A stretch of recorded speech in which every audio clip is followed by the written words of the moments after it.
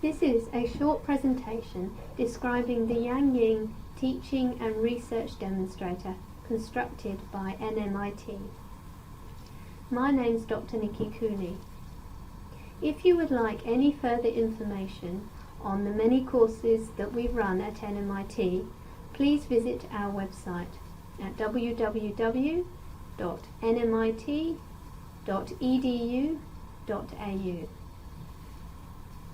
The Yean Teaching and Research Demonstrator is a collaboration between the Departments of Higher Ed and Vocational Education and Training, where a teaching and research demonstrator in agronomy has been set up at the Yean farm.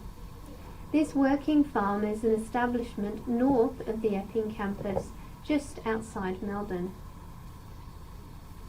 This collaboration is between both research and teaching staff, and also farm staff are participating in the successful delivery of this program.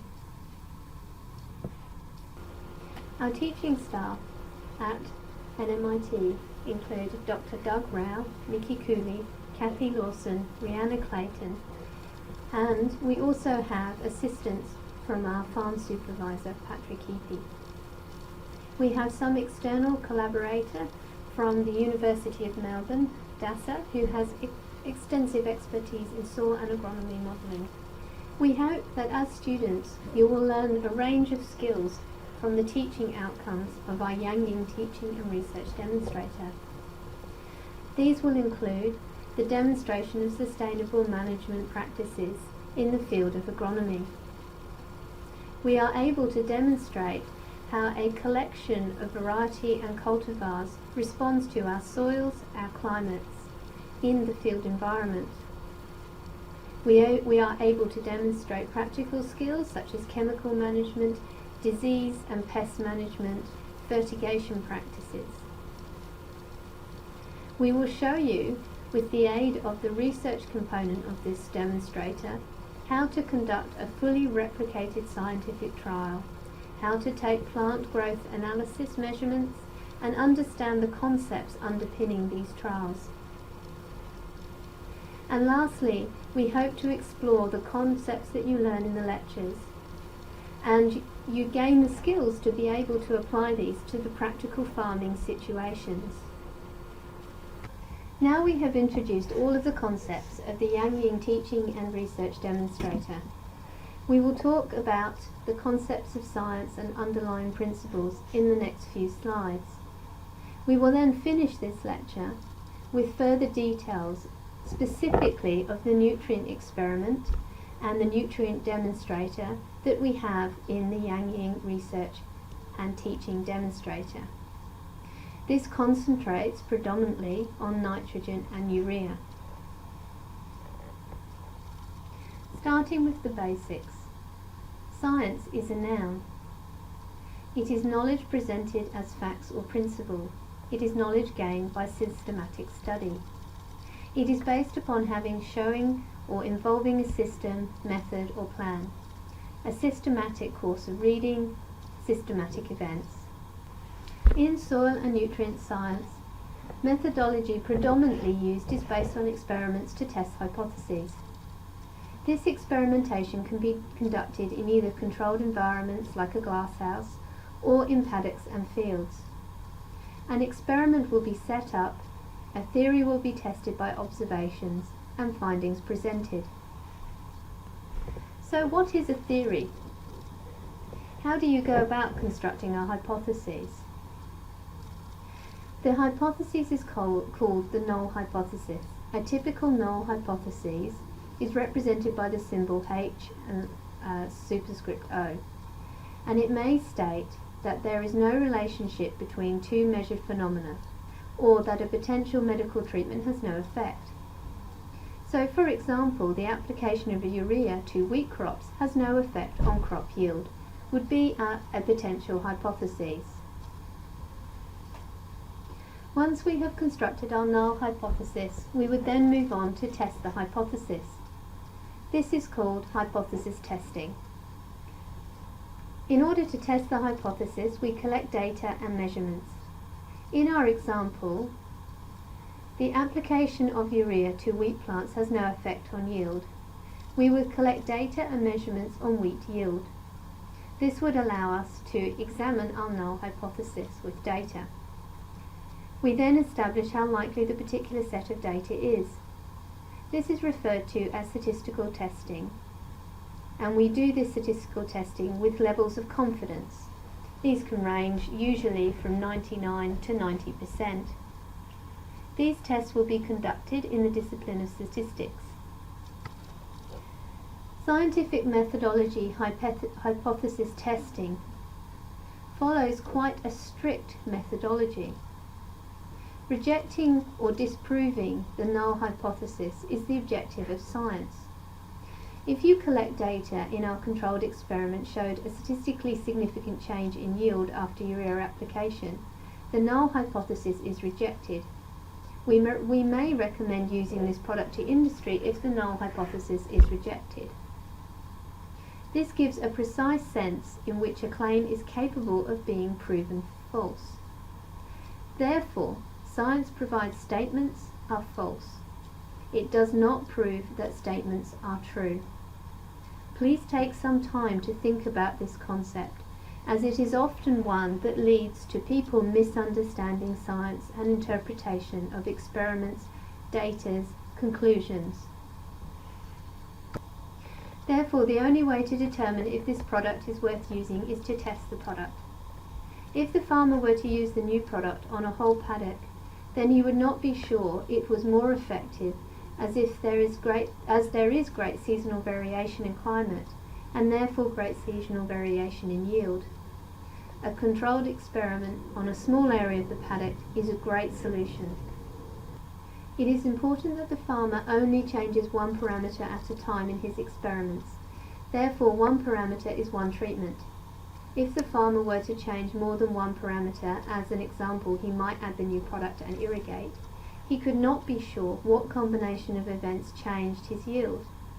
The following outcomes would be possible in this situation.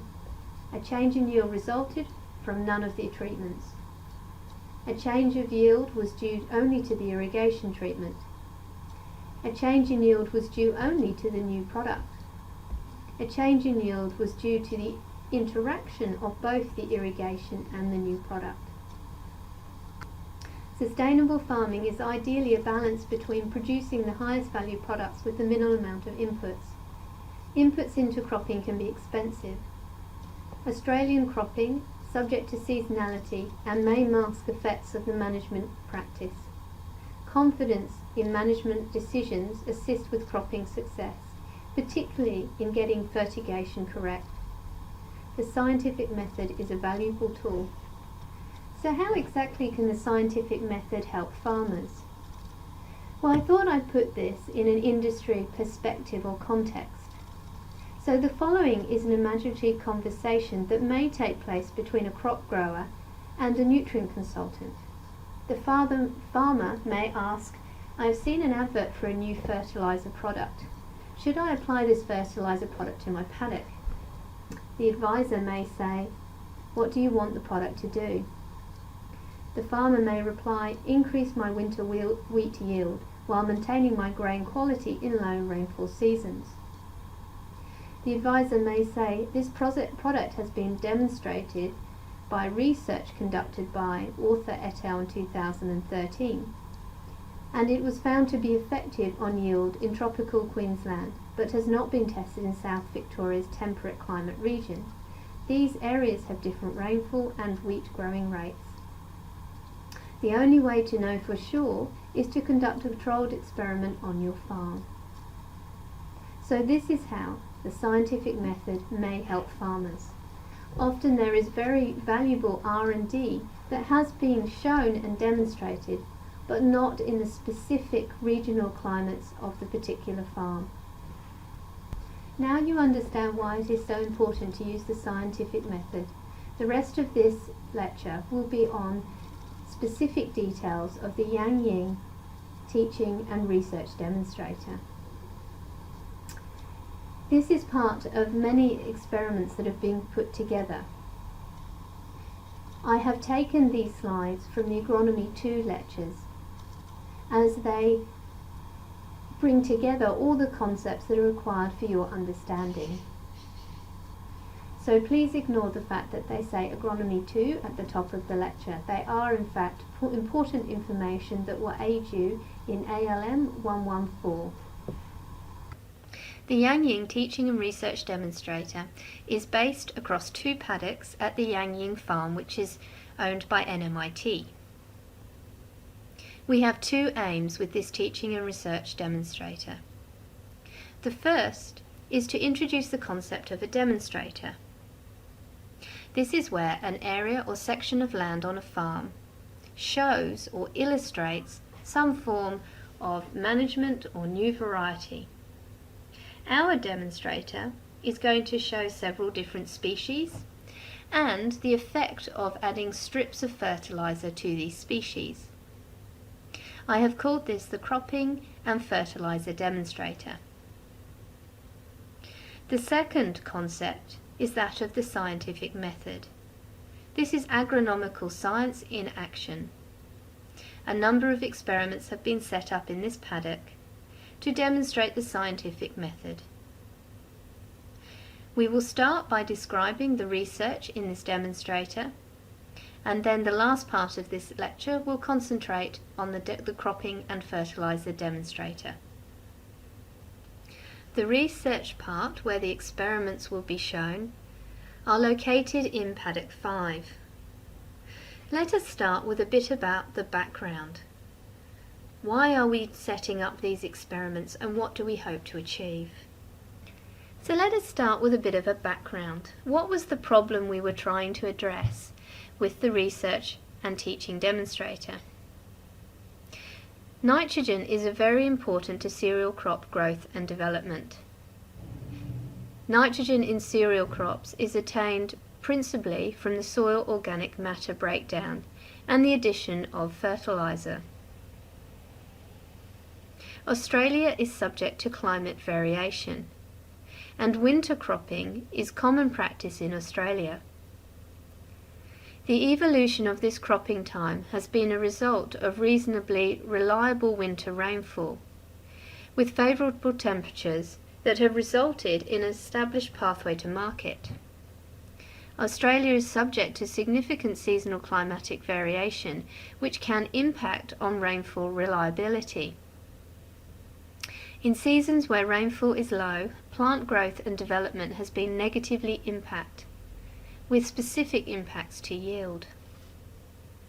So to summarise this problem, when we have low rainfall in the winter, Australian cropping is impacted.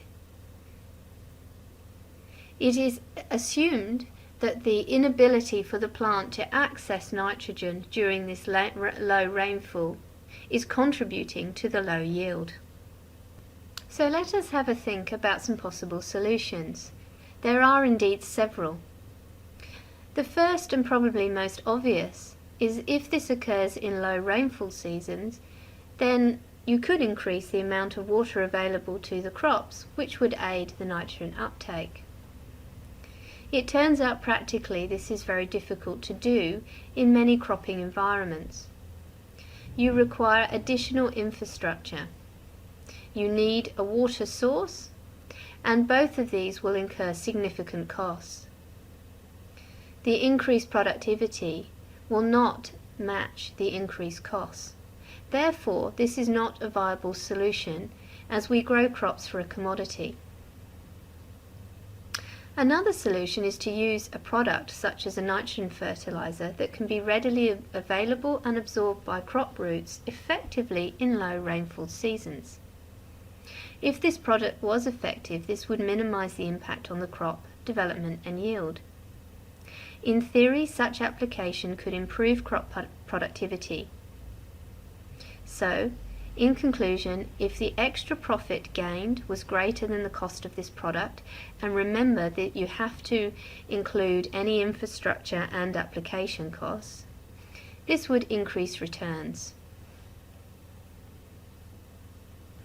So from the background and from a possible solution identified, you will see that we have entered into a number of disciplines.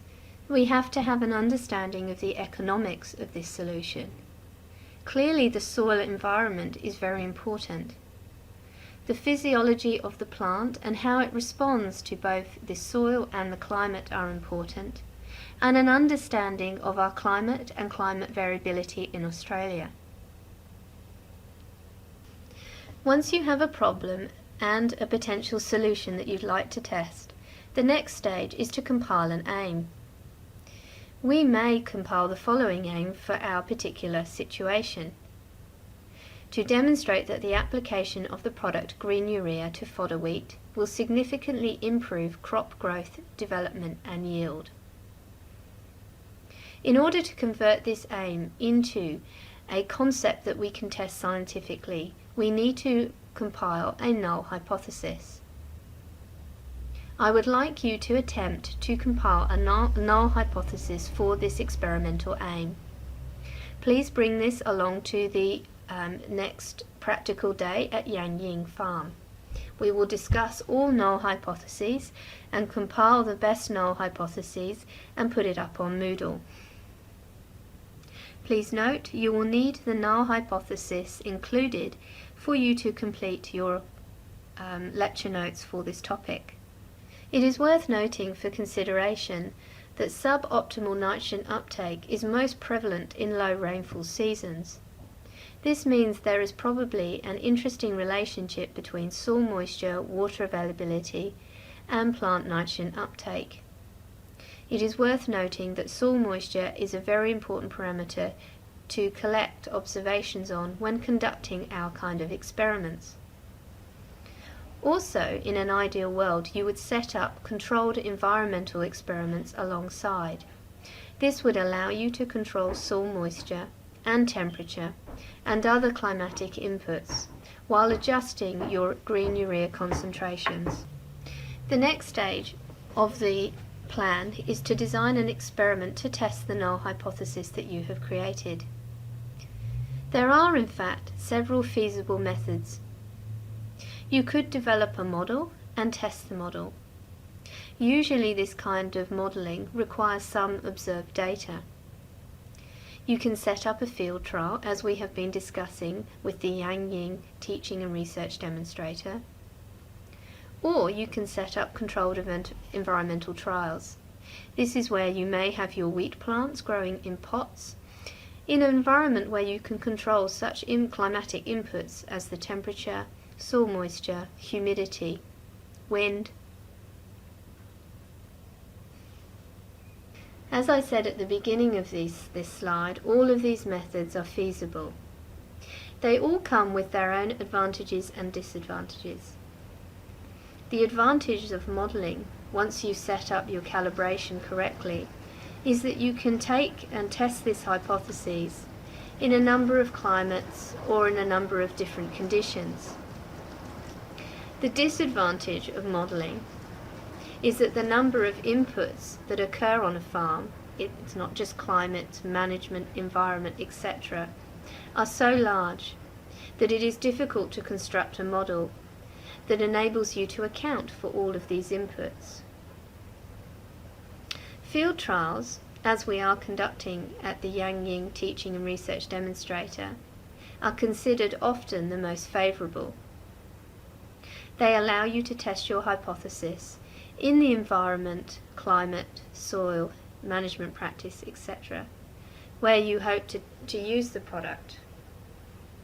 The disadvantages of field trials are that they take time, money and resources.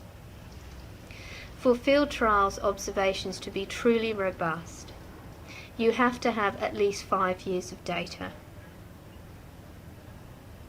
Controlled environmental trials are very useful for establishing the hypothetical and ideal scenarios. These are often where you might look at concepts such as mode of action.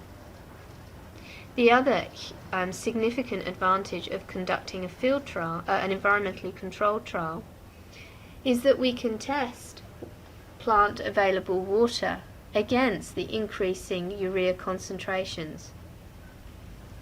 This would give us a very good understanding of what was going on and what we could possibly apply to our climate, environment and soil type. For the concepts of this subject, we will be doing two things.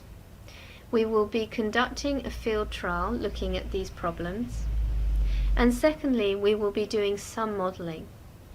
This will enable you to have a complete approach and understanding about the advantages and disadvantages of both of these methods. In the Yean teaching and research demonstrator, there are two aspects which we consider with respect to this experiment. The first one is, does the application of green urea improve crop productivity? In this case, we would apply the product and compare it with a control or a number of controls. I'd like you to take some time now to pause this lecture and have a think about what that control or controls might be. Ensure that you write these and your ideas in your lecture notes and bring them to the Yean field day visit. We will be discussing these potential controls at length during your visit. The second very important aspect that we have to consider with such an experiment is what is the best concentration or application rate of the product we are going to test, the green urea. Principally, the application rate is suggested by the company that produces the product. This is called a recommended rate. This would be the application rate that we use in the first experiment. However, is this application rate or recommended rate optimal for our crop, our cropping system, climate, soil and environment? Different concentrations of different cropping chemicals can change optimal responses. You need to be aware of the management practices you are using, the growing stage at which you apply the chemical, and the soil moisture. There are other factors not considered here, which we will talk about later. There are well-articulated methods for investigating the best concentration of a chemical product on a crop. These experiments allow you to produce what is called a response curve. That is, as you increase the concentration of the product, in our case the fertilizer, how does the growth of the crop respond with each incremental increase? These kinds of experiments are very useful when assessing the best concentration to use in your farming system. Ideally, the grower would have at least 5 concentrations to investigate. For example, you may start off with 0, 20, 40, 60 and 80 grams per litre, and at least 3 replicates at each concentration. As you can begin to see, this is a lot of work as it requires many plots. A plot is an area of land that has one treatment at one concentration. Experimentation conducted in field environments often requires some experimental preparation before the experiment can start. In our situation on paddock 5, before the experiment started, we had a pasture mix. This had been down for several years. Cattle had grazed occasionally on this pasture mix. We identified that we needed to control the bent grass, as this is now in a situation of being termed as a weed. Before spraying the bent grass and the other weeds in this paddock, we allowed sheep to graze in the paddock for several weeks to reduce the growth of the grasses. This makes the application of the chemical herbicide more effective. We applied trifluran spray onto paddock 5 at the end of March in 2013. When conducting trials in fields, there are a number of approaches that you can use. You can use entire fields and compare them, or you can separate the fields into blocks or smaller units of land. where you conduct your experiment. In paddock 5 at the Yean Teaching and Research Demonstrator, the total paddock size was 3.4 hectares. We determined that the potential experimental area that was available for use was 2.7 hectares. This was the area for both experiments. We turned over the paddock after the spraying of the weeds to ensure that it was ready for the sowing of our new crop. This was all part of the setup. Other components of the setup was that we had to design the plots and the block layout for this experiment. In an ideal world, you make the assumption that there is no variability in your soil. This, however, is rarely true. Therefore, we conducted pre-experimental soil testing to determine the soil variability in this paddock. During these tests, we were able to identify the type, texture of the soil pH, and we sent some soil analysis off for nutrient composition. Therefore, before the experiment, we could determine if there were any nutrients that were lacking in this soil. The image on the slide is from Experiment 1 Paddock 5, and it shows you the location of the soil tests.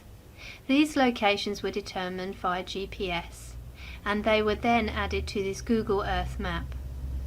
You will see on the right hand side the Plenty Road, and this will enable you to determine orientation when you're at the Yean site. This slide shows the results of soil test from Paddock 5. Please take some time to look at these results. We will be discussing them when we're at the Yean farm. When you are conducting fertilizer trials, the plot design is essential. You need to understand that some fertiles are labile or soluble in soils. During a heavy rain event, as the water in the soil increases, so will the movement of this water and any dissolved fertilizer. The movement tends to follow the contours of the land. In Paddock 5 there is a slight slope downhill towards Plenty Road. Therefore we need to design plots that take into account this slope and movement of fertilizer.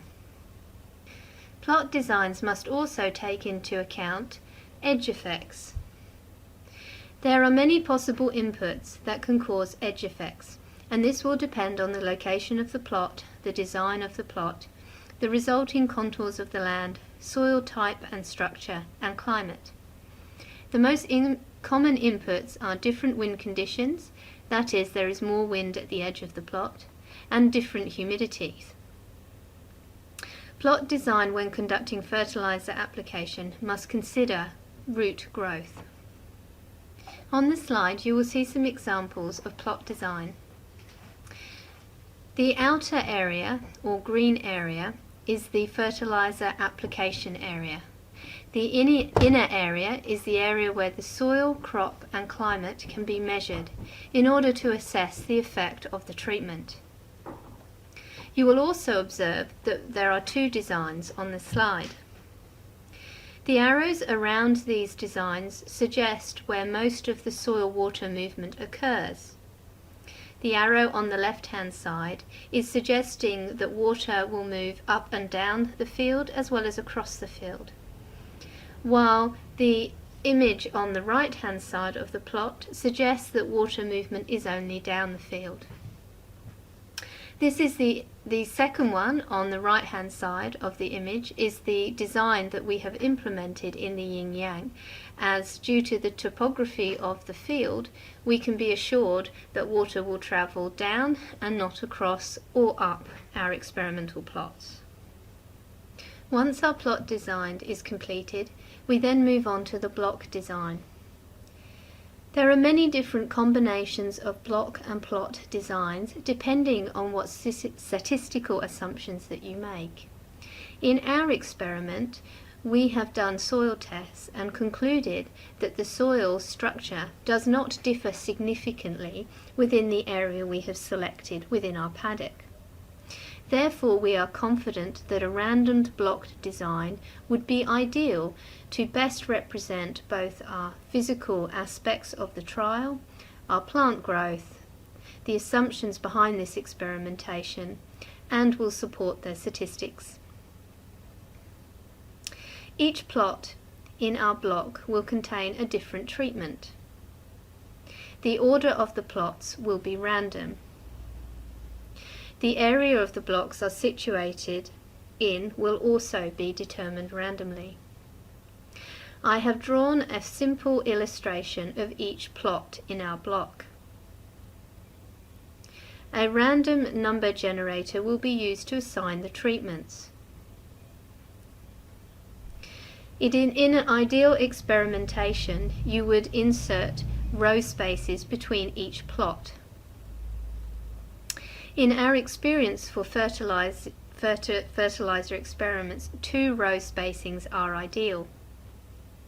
This does, however, depend on the direction of the rows relative to the layout of the plots. At your next visit at Yean, name the row orientation. Is it north-south or east-west? And if this is different, update this illustration to complete your notes. Now let us take a few slides to think about fertilizing and nitrogen. Nitrogen sources. Many crop species require nitrogen release from decomposition of soil organic matter, or nitrogen supplied by some form of fixation. For example, the crop legumes can meet their nitrogen requirements through nitrogen fixation.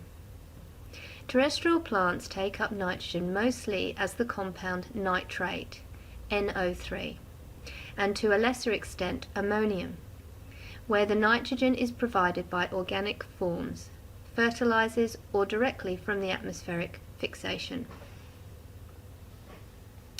I'd like to compare a number of fertilizers. The first one is granulated monoaminophosphate, or MAP fertilizer. It contains 10% nitrogen, 21.9% phosphate, and 1.5% sulfur. Also available is the product urea. This only contains nitrogen at 46%. It is regarded as a concentrated nitrogen fertilizer, mainly used for pre-plant application of grain crops and for side or top dressing pasture and foliage crops, grain, cotton, vegetables and sugarcane. Another product is shortened to DAP, which stands for granulated diammonium phosphate fertilizer. This contains 18% nitrogen, 20% phosphate and 1.6% sulfate.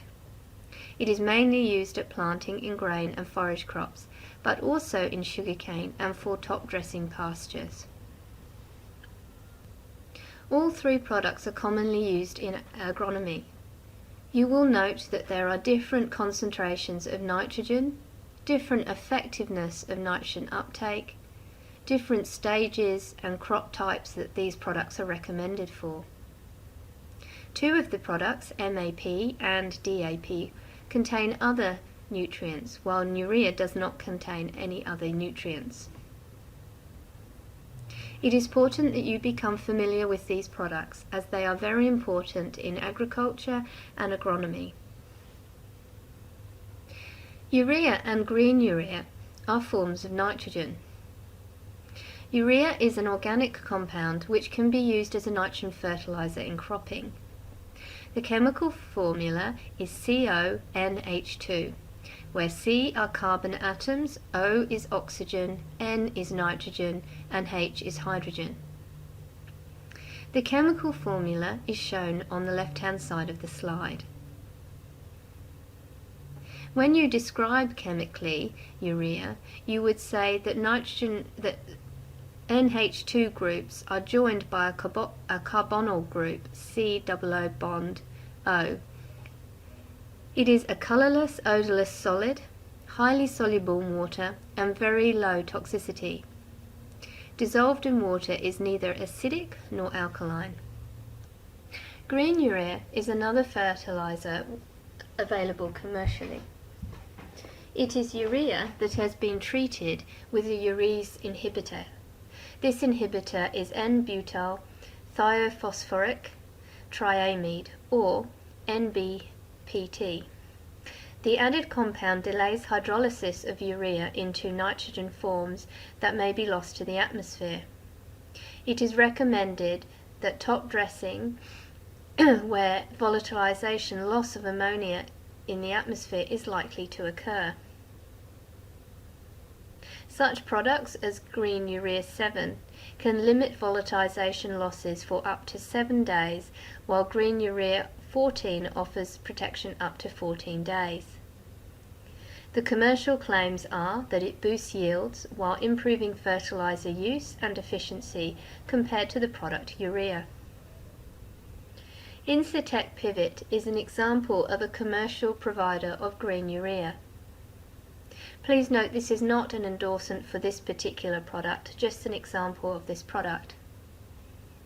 The breakdown of urea is by a process known as hydrolysis. When hydrolysis occurs, it leads to the production of ammonia, NH3, which is a gas, or ammonium, NH4. Both of these compounds are plant nutrients. When the urea is top dressed, that means when it's added to the surface of the soil, ammonia, NH3, can be lost to the atmosphere. This means the nitrogen does not reach the plant roots and results in both a lower nitrogen efficiency and additional financial costs. The amount of NH3 that is lost from the site will depend upon many factors. One of these factors is crop type, i.e. do you have pasture, bare cropping soil, trash blanketed systems, etc. The differences are due to the differences in the rate of NH3 loss, and this largely depends on how quickly urea is broken down. The degradation rate of urea depends on the amount of activity of an enzyme called urease, which is found in organic materials. Different crops and pasture systems contain different amounts of urease. For example, a dairy pasture has high risk of NH3 loss. Soil pH is another factor that will change the NH3 loss. If you have a greater pH, that means more alkaline soils, this will influence whether the gas NH3 or the plant nutrient NH4+ is produced. The NH3 is lost to the atmosphere while NH4+ is not. The climate is another factor. Windy days have greater loss than still days. When the rain falls greater than 10 millimeters, urea is washed into the soil and so less NH3 is lost to the atmosphere. One of the ways of minimizing the risk of NH3 loss is to apply urease inhibitor to your urea. This slows the activity of the urease enzymes and so slows the rate of urea breakdown. And thus this is where the product green urea has stemmed from. I'd like you to stop this lecture at this point and go to the following video on the mode of action of green urea. This puts the concepts that we have been discussing into a visualization. The link for this HTTP video will be found on Moodle. In Experiment 1, Paddock 5, the recommended commercial rate for the application of urea and green urea was 55 kilograms. This was based on a 30 square meter trial area and the end product trial area of 140 meters by 80 meters or smaller plots. You should now have detailed knowledge of the setup and experimentation being conducted in Paddock 5. We will now learn about the demonstrator. The aim of this demonstrator is to show cropping and fertilizer. It is located in Paddock 7. An agronomical demonstrator is an area of the farm that shows the effects of an agronomical input, such as a management treatment or a new variety. Demonstrators are normally conducted by government R&D extension agencies, funding bodies, education facilities such as NMIT, cropping groups, and commercial companies. It should be noted that when a commercial company is demonstrating a product, they are trying to sell the product. Our demonstrator hopes to show the following: various crop varieties. We hope to show you what different crop varieties look like, and when you have a comparison which is many together and next to each other, it makes the differences and the similarities of these crops much easier to identify. You will also have learned from Agronomy 1 that climate and climate inputs are very important in crop growth. One can assume for the purpose of this demonstrator that the ambient climate across the field is equal. Therefore, with equal climate, how do each of these varieties' growth and yield change? We will be able to compare the phenological stages of many of these crops as they were sown about the same time, but you will see some are far more developed than others. The second object that we hope to show is the application of fertilizers. We have selected areas of the paddock and added urea, green urea and potassium. We are not hoping to make any scientific statements about these products. We are doing this in paddock 5. But we are able to see the differences in these applications between the different crops. We will be able to demonstrate various weeds, pests and diseases. You will be able to see a variety-disease relationship. That is, that wheat may have one disease while the canola will not have that disease. Concepts will be talked about in this demonstrator. The field is an ecosystem, and this is something that you will be able to see from such a demonstrator. We will also be able to show spatial variation of soil and crop growth. I have called the demonstrator a cropping and fertilizer demonstrator, as principally we will demonstrate a number of different crops, demonstrate the response of green N, and demonstrate the response of potassium.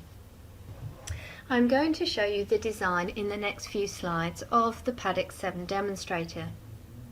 Remember that we are not conducting scientific trials and we are not testing hypotheses, so there are no plots or blocks or replication. The purpose of this paddock is to demonstrate different crops and how they respond to the same soil type and same climatic environment. When managing a crop, you have to manage for the crop's optimal commodity. This can be different for different crops. Some crops are grown for fodder, while others might be grown for their protein content in their seed.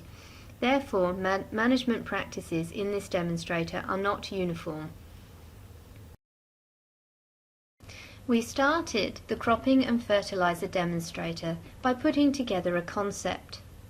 The first thing we did was to ascertain simple facts like the total area of the paddock, the direction of north. We then identified components of our infrastructure and how this may impact on our site development. You have to consider such things of how do you sow the different seeds. Each piece of equipment that you have on your farm will have a different sowing depth and sowing width. We have divided our strips where we place our different crops by the width of our sower. We have left on the right hand side of the paddock the existing pasture. This will enable you to compare what the pasture was before we removed this and added the different varieties. We then conceptualized a number of different treatments, for example the addition of green urea and potassium. We assigned strips across the paddock. This will allow all treatments to be exposed to the different varieties. So that was the concept. Here is what we actually ended up with. You will see there are different strips, and we had to do different initial treatments.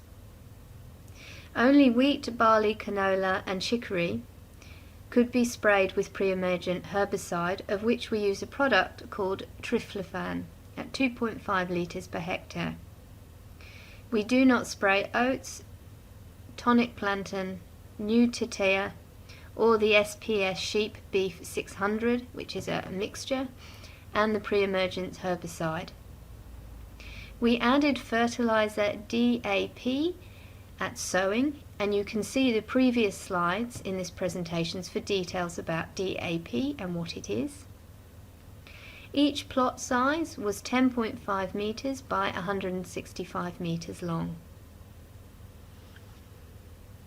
The next couple of slides are pictures of the paddock 7, the Yean demonstrator, when it was being set up.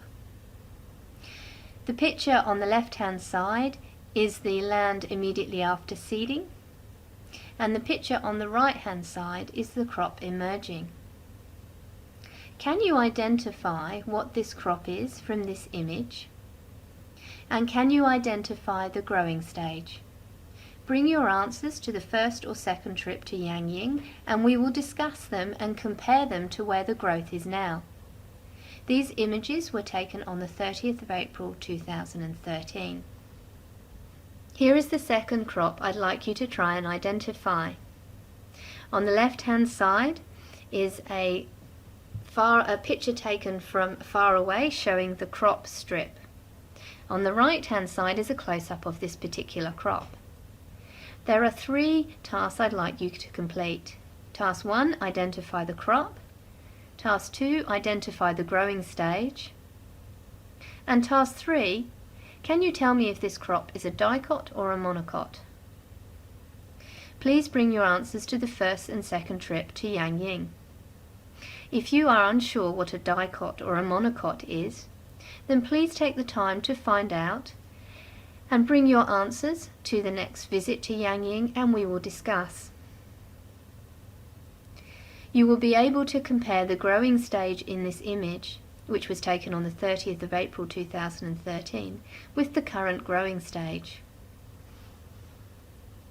Some of the details of the preparation of paddock 7 are on the slide. On the 21st of March, the product glycophosphate cosidate, or Roundup Power Max, which is its commercial name, was added to both paddocks. It was added at a rate of 2 litres per hectare. The commercial product is supplied at 540 grams per litre. Note, only the cereals, canola and chicory were sprayed with the pre-emergent herbicide triflufan. We did not spray the tonics, the new tetea or SPS sheep beef 600 mix with the pre-emergent herbicide. We were aware that when you convert pastures to cereal crops, i.e. when you take the pasture that's existing in paddock 7, you remove it and you plant canola, there is a good chance that the existing snail and slug population could explode and have significant negative consequences on our cereal crops. Therefore, on the 30th of March, assessment of slug and snails were conducted by the vet group. These pests are common in the pastures, and preventative methods were implemented to reduce their numbers. There are always issues when you change the content of a field. Ideally, we would have made the preparations for our demonstrator back in September last year, but this was not the case. We made the decision to go ahead with the demonstrator this year in early March. So we do not have ideal establishment time, and we have not been able to get rid of all the weeds and pests and diseases that we hoped. However, for the purpose of education, we can use this disadvantage as an advantage to learn about these effects and to learn about different pests and diseases. We will discuss this in more detail in our visit to the Yean demonstrator. This slide contains details about the fertiliser application on the cropping and fertiliser demonstrator paddock 7. Total urea and green urea for paddock 7 is 132 kilograms.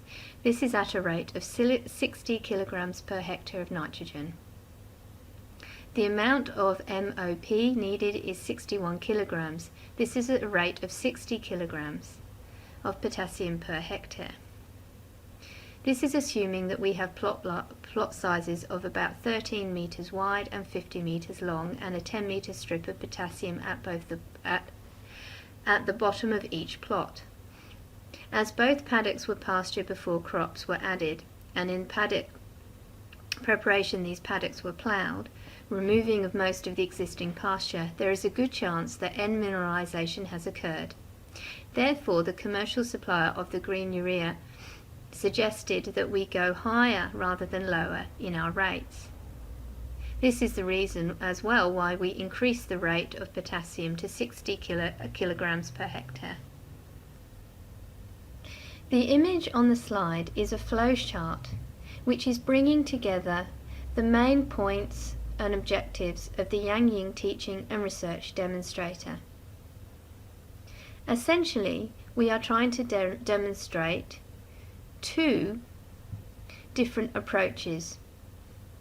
The first is a true demonstrator. It is quite different from a scientific trial. We are looking at fertiliser management in different crops. This is located in paddock 7. We have different crops selected, and we have applied strips across all of those crops of urea, green urea and potassium. There has been no replication of this, and we are not trying to prove a hypothesis. We're just demonstrating what these components may or may not look like. While paddock 5 is a research trial. That is, we are trying to compare the use of urea and green urea on our wheat fodder crop.